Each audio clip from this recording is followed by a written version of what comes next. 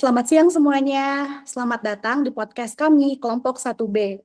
Perkenalkan, saya Siti Nursabandi, penata kelola bangunan gedung dan kawasan permukiman alih pertama, penempatan di unit kerja Balai Teknik Sains Bangunan, yang akan memandu podcast pada hari ini. Tema podcast Learning Journal hari ini adalah recalling tentang apa aja sih yang sudah kami pelajari selama 4 hari kemarin di Latsar ini. Selama 4 hari berlangsung, kami sudah menerima banyak sekali pelajaran seperti wawasan kebangsaan, kesiapsiagaan bela negara, analisis isu kontemporer, pembinaan sikap perilaku, dan teknik analisis isu. Nah, untuk membahas materi-materi ini, aku nggak sendirian nih. Ada Kang Teteh lainnya yang akan turut memberikan point of view dan pengalamannya selama pembelajaran berlangsung. Kita kenalan dulu yuk. Boleh dimulai dari Mbak Sekar. Halo teman-teman, perkenalkan nama saya Sekar dari BP2JK Jawa Barat. Boleh dilanjut. Halo teman-teman, nama saya Resti, saya dari BPJN Banten. Ya, halo teman-teman, saya Redi Ilham Setiadi dari BPBPK Jawa Barat. Halo teman-teman, saya Rohiwanto dari Balai Besar Wilayah Sungai Citanduy. Halo teman-teman, saya Sali Rafidian dari Balai Hidrologi dan Lingkungan Perairan. Halo teman-teman, saya Risa Anggun Trianto dari BPBPK Jawa Barat. Oke, itu dia pembicara kita kali ini. Tanpa berlama-lama lagi, mari kita dengarkan langsung cerita dari masing-masing pembicara. Terima kasih Mbak Shirley. Mungkin saya akan awali dengan materi pertama kita tentang wawasan kebangsaan ya. Sepanjang yang saya pelajari kemarin mungkin sama teman-teman juga sama. Wawasan kebangsaan adalah cara pandang bangsa Indonesia dalam rangka mengelola kehidupan berbangsa dan bernegara yang bersumber dari 4 konsensus dasar berbangsa dan bernegara, yaitu Pancasila, Undang-Undang Negara Republik Indonesia tahun 1945, Negara Kesatuan Republik Indonesia atau NKRI, dan Bhinneka Tunggal Ika. Dalam konsensus tersebut kan terdapat nilai kebangsaan nih yang dapat kita terapkan, khususnya dalam pekerjaan kita sebagai ASN, seperti menjaga integritas dan profesional, akuntabel dan transparan, mengutamakan kepentingan publik atau masyarakat di atas kepentingan pribadi, serta toleransi dan menghargai perbedaan agar persatuan dan kesatuan kita tetap terjaga. Jadi oleh sebab itu menurut saya sendiri sih sangat penting ya bagi kita, apalagi sebagai ASN gitu, menjadikan 4 konsensus dasar tersebut sebagai kompas moral dalam setiap tindakan dan keputusan yang akan kita ambil, agar kita dapat melayani masyarakat dengan integritas dan profesionalisme. Oke, mungkin Nah, ada lagi yang ingin memberikan point of view-nya. saya Mbak, saya mau menanggapi mungkin nggak jauh beda ya sama yang dijelaskan sama Mbak Sekar tadi. Apa yang kita pelajari selama 4 hari ini, salah satunya yaitu wawasan kebangsaan yang bagi ASN itu memiliki cara pandang yang utuh bahwa setiap kebijakan, program, dan pelayanan yang kita lakukan harus selalu berpijak pada Pancasila, UUD 1945, NKRI, dan Bhinneka Tunggal Ika. Lalu dengan wawasan kebangsaan ini diharapkan kita sebagai ASN dapat bekerja secara profesional dan berintegritas, mengutamakan kepentingan bangsa di atas kepentingan pribadi ataupun golongan, melayani masyarakat dengan adil dan cepat, serta menjadi teladan dalam menjaga persatuan dan nasionalisme. Seperti itu, Mbak. Lanjut aja mungkin ya, saya nambahin dari Mbak Restia ya. Menurut saya sih agenda satu Latsar CPNS PU ini dibuat supaya kita CPNS punya bekal wawasan kebangsaan dan nilai bela negara lewat 3 modul utama ya. Kemarin kan ada 3 ya, ada wawasan kebangsaan, nilai bela negara. Yang kedua ada analisis isu kontemporer dan yang terakhir ada kesiapsiagaan bela negara. Semua dijalani sampai hari ini tuh hari keempat ya, dengan campuran sesi bareng dengan tugas mandiri. Kita mulai dari belajar teori dan peraturan, lalu diskusi dan refleksi biar makin semangat, sampai praktik nyata yang ngetes kedisiplinan, kepemimpinan, kerjasama, dan inisiatif. Terus kegiatannya juga seru ya, seperti kemarin kan ada tugas-tugas tuh, bikin video learning journal, poster kampanye digital, podcast, dan artwork. Tapi hal ini tuh supaya kita nggak cuma paham konsep dasar berbangsa aja, tapi juga siap menjalaninya nanti sebagai PNS profesional yang benar-benar melayani masyarakat. Gitu paling Mbak. Oke, terima kasih Mas. Menarik banget ya untuk materi pembelajaran hari pertama itu tentang wawasan kebangsaan. Boleh kita lanjut ke bahasan analisis isu kontemporer? Mungkin ada yang mau memberikan POV-nya? Oke, materi agenda satu Latsar ini cukup menarik ya. Satu ini terkait dengan kurikulum pembentukan karakter ASN, di mana terdapat pembelajaran sikap perilaku bela negara. Nah, dalam konteks ASN, berdasarkan Undang-Undang ASN, setiap ASN perlu memahami nih baik fungsi ataupun tugasnya, yaitu sebagai pelaksana kebijakan, pemberi pelayanan publik yang profesional dan berkualitas, serta mempererat persatuan dan kesatuan bangsa.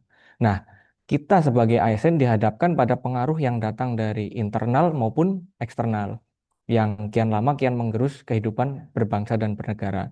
Tadi sudah disampaikan berdasarkan konsensus itu terdapat ada Pancasila, kemudian Undang-Undang Dasar, Negara Kesatuan, dan Bhinneka Tunggal Ika. Nah, fenomena tersebut menjadikan pentingnya setiap ASN mengenal dan memahami secara kritis terkait isu-isu strategis kontemporer. Di antaranya ada korupsi yang baru-baru ini ada wakil menteri, kemudian ada narkoba, kemudian paham terorisme ataupun radikalisme, money laundry, proxy war, dan kejahatan komunikasi massal seperti cybercrime, hate speech, dan hoax. Mungkin aku ikut menambahkan ya. Di hari kedua itu aku belajar bahwa sebagai manusia tuh kita memiliki kehidupan yang dinamis dan mengalami perubahan. Di mana perubahan itu bisa berdampak positif ataupun negatif. Yang ketika dampaknya negatif itu bisa menimbulkan isu gitu. Dan berbagai isu strategis sudah dibahas di hari kedua itu, mulai dari multipolarisasi kekuatan global, perubahan iklim, cyber security, hingga judul dan pinjol juga beberapa isu yang sebelumnya disebutkan oleh Mas Rohiwanto yang dapat mengancam keutuhan demokrasi dan persatuan NKRI. Nah, sebagai ASN, menurutku kita harus mampu beradaptasi dengan perkembangan teknologi serta berkontribusi dengan mengembangkan kemampuan berpikir kritis untuk mengatasi isu-isu tersebut. Aku sendiri sebagai ASN yang berasal dari generasi milenial nih, termotivasi untuk terus meningkatkan kompetensi aku untuk bisa menjadi bagian dari solusi, bukan menjadi bagian dari isu. Wah, menarik Oke. banget nih. Kalau dari aku pribadi nih Kak, emang benar ya semua yang dikatain teman-teman tadi. Dan yang paling melekat emang ini sih, analisis isu kontemporer. Di situ aku belajar tentang fenomena-fenomena dari isu-isu strategis yang saat ini muncul atau viral kayak gitu. Apalagi kita di tengah arus globalisasi dan transformasi digital yang sangat pesat seperti sekarang ini. Isu-isu seperti korupsi, narkoba, radikalisme yang bisa mengancam integritas institusi dan kepercayaan publik ini emang jadi momok ya atau fenomena yang sering banget dibicarakan. Ditambah lagi sekarang emang ada ancaman baru tuh seperti yang tadi dikatakan proxy war, cybercrime, hoax, ujaran kebencian, dan lain sebagainya yang semua itu menuntut ketahanan moral dan wawasan kebangsaan yang kokoh dari setiap ASN. Dan dari pembelajaran ini tuh aku nyadarin bahwa analisis isu kontemporer itu membimbing kita sebagai CPNS untuk bisa tetap berpihak pada kebenaran, keadilan, dan kepentingan publik. Seperti itu. Baik. Terima kasih Akang Teteh yang sudah menjelaskan tentang POV dan pengalamannya di pembelajaran yang kedua ini. Emang benar ya, ternyata tugas kita sebagai ASN ini lumayan besar sekarang, lumayan banyak juga karena dengan dimudahkannya harus informasi itu mudah masuk dan keluar, jadi kita juga harus makin aware gitu ya untuk menjadi ASN yang bisa merubah algoritma kebangsaan kita tuh bisa lebih positif lagi gitu ya. Oke, mungkin kita lanjut. Nah, ini nih algoritma kebangsaan yang barusan aku bahas nih. Gimana sih POV dan tanggapannya dari Akang Teteh sekalian?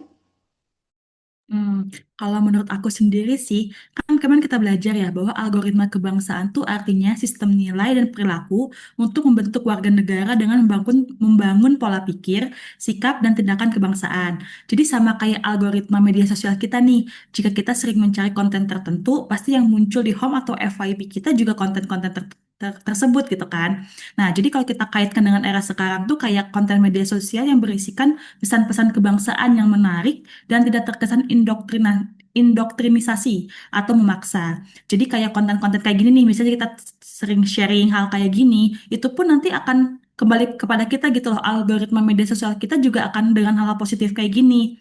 Jadi hal ini merupakan hal yang positif ya bagi saya. Karena dengan sering berkembangnya zaman, kita juga perlu mengembangkan cara kita untuk bisa mendapatkan penguatan nilai-nilai kebangsaan dengan cara yang relate sesuai dengan zamannya. Kayak gitu sih kalau menurut aku. Mungkin ada dari yang lain? Saya mau menanggapi Mbak terkait algoritma kebangsaan. Kita kemarin para CPNS sudah terjun langsung ya dalam mengimplementasikan algoritma kebangsaan dengan menyebarkan konten positif tentang Kementerian PU, mempromosikan kegiatan yang berlandaskan nilai-nilai Pancasila, dan mengajak masyarakat untuk berpartisipasi aktif dalam menjaga keutuhan NKRI. Nah, konten-konten dari teman-teman CPNS pun kebanyakan berisi pesan terkait kebangsaan, penguatan kebangsaan, ideologis ketahanan negara, hingga identitas kebangsaan. Seperti itu, Mbak. Ya, mau nambahin ke Mbak Resti lagi ya.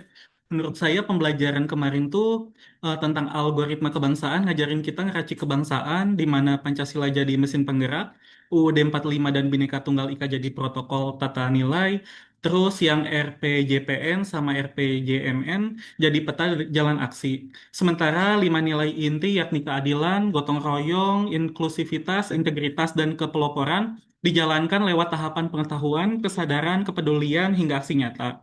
Terus kan ASN muda juga dituntut jadi teladan ya, contohnya lewat gerakan Indonesia Bersih, layanan disabilitas di beberapa instansi, contohnya di Distrik Capil, dan daily quotes di media sosial, bahkan sampai kolaborasi bikin survei soal Pancasila, UUD 45, NKRI, dan Bhinneka Tunggal Ika ya yang kemarin. Yang hasilnya dipresentasikan dalam infografis. Dengan begitu, ASN muda bukan cuma pelaksana birokrasi, tapi agen perubahan yang memperkuat persatuan dan meneguhkan identitas nasional. Gitu paling, Mbak.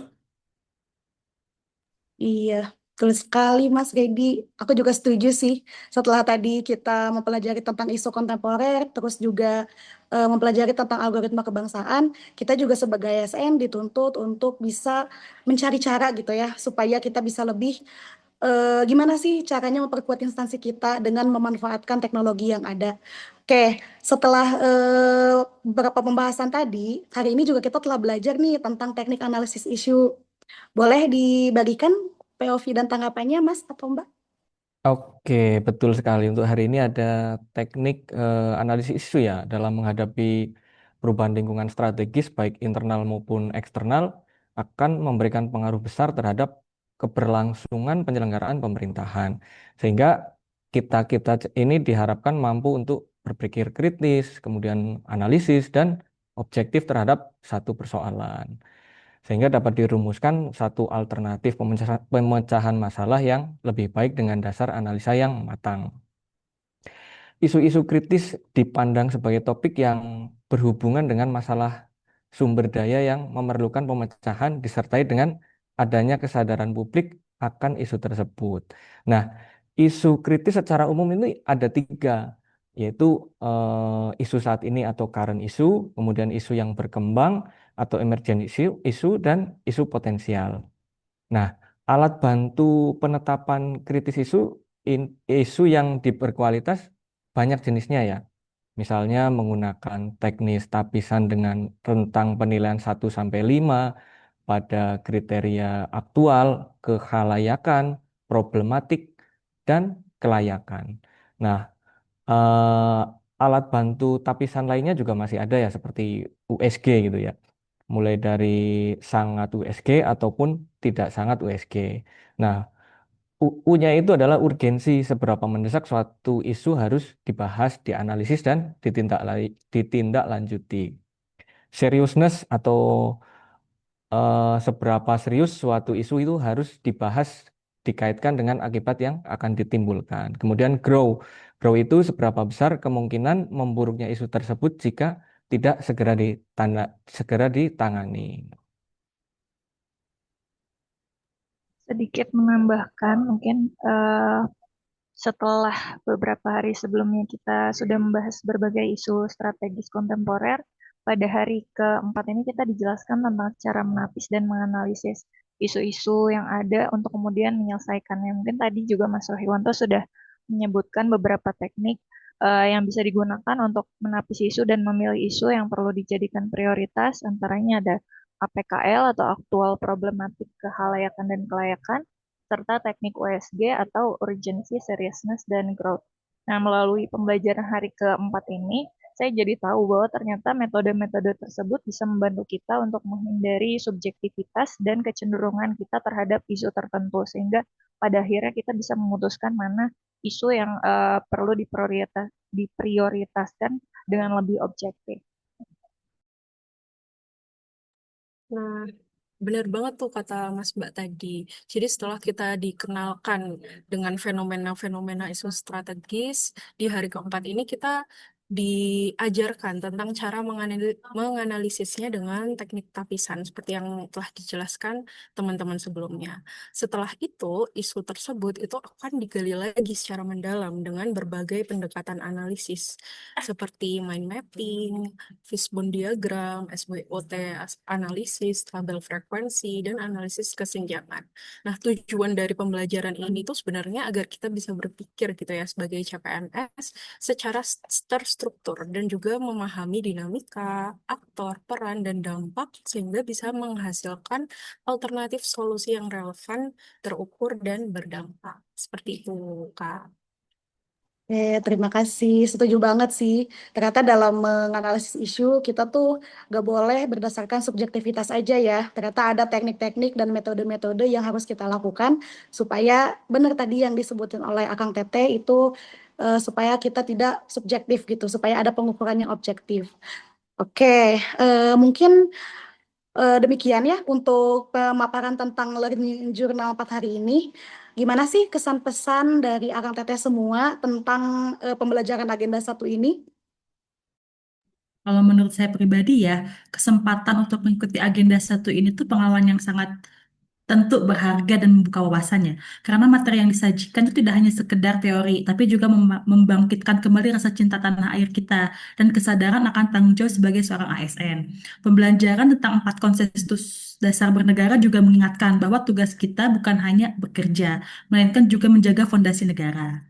Pesannya mungkin kita sebagai ASN harus mampu mengimplementasikan 4 konsensus dasar itu dalam setiap tindakan dan menjadi agen perubahan yang membawa nilai-nilai kebangsaan ke dalam setiap sudut instansi dimanapun kita berada nanti. Kalau dari Dari Mbak saya, Resti? agenda satu ini cukup menyenangkan sekali ya, Mbak. Jadi nggak hanya menambah relasi teman-teman CPNS dari berbagai daerah, namun juga memperdalam wawasan kita terkait wawasan dan algoritma kebangsaan hingga teknik analisis isu. Sehingga kita sebagai ASN muda dapat berkolaborasi dan mendorong inovasi serta narasi baru kebangsaan baik di media sosial maupun di lingkungan kerja. Selanjutnya kesan pesan dari saya kali ya Mbak ya. Kan ini kan kita udah 4 hari nih pembelajaran. Mulai dari penggalian nilai Pancasila dan semangat bela negara, diskusi analisis hoaks dan polarisasi. Terus ada lagi simulasi kesiapsiagaan krisis, hingga kreasi digital lewat video, poster, dan podcast. Memberi kesan mendalam, yakni teori jadi fondasi, diskusi membentuk sikap kritis, praktik menumbuhkan disiplin dan kepemimpinan, serta kreativitas digital menghidupkan nilai kebangsaan. Terus pesannya dari saya sih sebagai sebagai calon PNS ya kita harus menginternalisasi keadilan, gotong royong dan integritas, selalu kritis dan siap siaga melayani publik, serta memanfaatkan media digital untuk memperkuat persatuan dan identitas nasional. Gitu, Mbak. Mungkin Oke, mungkin dari Mas Raywanto? Oke, terima kasih Mbak Shirley. Untuk selanjutnya, selama 4 hari mengikuti pembelajaran agenda satu rangkaian Latsar CPNS ini, yang pertama saya merasa terbantu ya dengan materi yang disampaikan. Materi tentang nilai-nilai dasar ASN, kemudian membuka wawasan saya mengenai bagaimana menjadi seorang ASN yang harus bersikap dan bekerja. Saya juga mendapat banyak teman ya yang bekerja di wilayah Bapekom 4 Bandung. Kemudian harapan saya kegiatan ini terus dikembangkan dengan metode yang lebih interaktif sehingga peserta semakin mudah memahami dan mengimplementasikan menginternalisasikan nilai-nilai dasar ASN. Nah, kesan saya sangat positif ya, terutama fasilitator dalam hal ini Pak Ikhwan dan Pak Andri dalam menyampaikan materi dengan jelas, penuh semangat, kemudian mudah dipahami. Nah, diskusi yang dilakukan juga mendorong saya untuk berpikir lebih kritis dan mampu mengimplementasikan nilai-nilai ASN dengan praktek di lapangan. Kalau dari Mbak Salira gimana nih? Kalau dari aku, dalam 4 hari pembelajaran agenda 1 itu, aku mendapatkan banyak kenalan baru, juga pengetahuan baru yang bisa menguatkan pemahamanku mengenai wawasan kebangsaan, isu strategis, dan bela negara. Pada prosesnya juga aku merasa sudah langsung diarahkan untuk mengimplementasikan pemahaman tersebut gitu. Antara lain melalui pengerjaan tugas-tugas secara disiplin tepat waktu, dan terus menjaga kesehatan di tengah padatnya kegiatan. Keduanya bisa dibilang merupakan bentuk perwujudan kesiapan bela negara dalam kehidupan sehari-hari. Pesan atau mungkin harapannya gitu ke depan, meskipun agenda 1 nanti telah selesai, saya dan rekan-rekan peserta ASN lainnya bisa terus melanjutkan pengamalan pengetahuan yang kita peroleh selama pembelajaran agenda 1 ini. Amin. Terakhir nih dari Mbak Risa gimana? Iya, kalau dari aku sendiri sama sih sebenarnya ya intinya ya. Selama pembelajaran 4 hari ini aku mendapatkan banyak banget pembelajaran terkait sikap dasar bela negara. Dan dari pembelajaran-pembelajaran ini itu aku jadi tahu bahwa karakter PNS yang benar itu gimana sih sesuai aturan. Terus cara memperluas atau cara pandang aku tuh jadi meluas gitu tentang isu publik, memperkuat kemampuan analitis aku untuk merumuskan solusi yang terstruktur dan berpihak kepada kepentingan nasional. Serta aku juga ngerasain tuh di peningkatan soft skill komunikasi aku melalui pembelajaran kelas seperti ini dan tugas-tugas yang diberikan. Oke, setelah mendengarkan penjelasan dari Akang Teteh dan Mas-mas sekalian ini, ternyata pembelajaran 4 hari kemarin tuh sungguh menarik dan benar-benar ngasih bekal ya buat kita sebagai ASN gitu. Mungkin sedikit kesimpulan yang saya kutip dari materi kelas adalah intinya kita sebagai PNS harus memiliki kepekaan dan kepedulian serta bersedia memberikan kontribusi nyata dengan mengembangkan kemampuan berpikir kritis dan kreatif inovatif dalam menghadapi berbagai isu kontemporer yang berpotensi menimbulkan ancaman, gangguan, hambatan, dan tantangan terhadap keutuhan dan kedaulatan NKRI sebagai wujud dari upaya bela negara. Oke, mungkin sekian podcast kita kali ini. Semoga dari obrolan-obrolan kita tadi bisa memberikan manfaat untuk kita semua. Terima kasih kepada Akang Tete, Mas Ba yang sudah membagikan pengalaman dan pandangannya pada obrolan kali ini. Terima kasih juga kepada kalian yang udah nonton. Sampai jumpa lagi di podcast berikutnya. Dadah.